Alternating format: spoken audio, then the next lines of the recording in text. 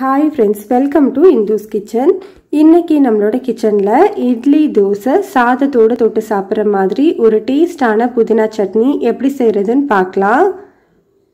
இந்த சட்னி செய்யறதுக்கு ஃபர்ஸ்ட் ஒரு பேன்ல 2 டேபிள்ஸ்பூன் அளவு எண்ணெய் சேர்த்து சூடுபடுத்திக்கலாம். எண்ணெய் சூடானதுக்கு அப்புறமா 1/2 டீஸ்பூன் அளவு சீரகம், 1 டேபிள்ஸ்பூன் அளவு கடலைப்பருப்பு, 1 டேபிள்ஸ்பூன் அளவு உளுந்தம்பருப்பு சேர்த்துக்கலாம். ஸ்டவ்வை லோ ஹீட்டில் வச்சுட்டு இது ஒரு 30 செகண்ட் மட்டும் வறுத்து விட்டுக்கோங்க. இப்போ இதில் ஒரு பெரிய வெங்காயத்தை நீல நீளமாக கட் பண்ணிட்டு சேர்த்துக்கலாம். கூடவே 3 பல்லு பூண்டு, 1/4 இன்ச் அளவு இஞ்சி சேர்த்துக்கலாம். ஸ்டவ்வை மீடியம் ஹீட்டில் வச்சுட்டு இது எல்லாத்தையும் 3லேருந்து 4 நிமிஷத்துக்கு நல்லா வதக்கி விட்டுக்கோங்க. வெங்காயம் ஓரளவு நல்லா வதங்கினதுக்கு அப்புறமா இதில் ஒரு மீடியம் சைஸ் தக்காளியை கொஞ்சம் பெருசாகவே கட் பண்ணிட்டு சேர்த்துக்கலாம். காரத்துக்கு நான் 5 பச்சை மிளகாய் சேர்த்துருக்கேன். உங்களோட காரத்துக்கு ஏற்ற மாதிரி மிளகாயோட அளவை அட்ஜஸ்ட் பண்ணிக்கோங்க. இப்போ இந்த சட்னிக்கு தேவையான அளவு உப்பு, 1/2 டீஸ்பூன் அளவு கல்லுப்பு சேர்த்துக்கலாம். இப்போ இந்த தக்காளியும் பச்சை மிளகாயும் ஒரு 3 நிமிஷத்துக்கு மட்டும் வதக்கி விட்டுக்கோங்க.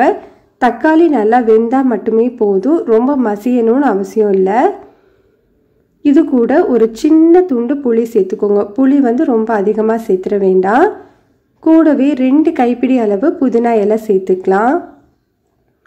புதினா சேர்த்துட்டு ஒரு 1 நிமிஷம் மட்டும் வதக்கி விட்டுக்கோங்க, ரொம்ப நேரம் வதக்க வேண்டாம்.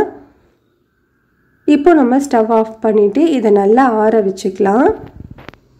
ஆறினதுக்கு அப்புறமா இதை ஒரு மிக்ஸி ஜாருக்கு மாற்றிக்கலாம். இப்போ இது கூட 1/4 கப் அளவு கட் பண்ண தேங்காய் சேர்த்துக்கிறேன். நீங்கள் துருவின தேங்காவாக இருந்தாலும் 1/4 கப் அளவு சேர்த்துக்கோங்க. இப்போ இதில் கொஞ்சமாக தண்ணி ஊற்றி நல்லா ஸ்மூத்தான சட்னியாக அரைச்சி எடுத்துக்கலாம்.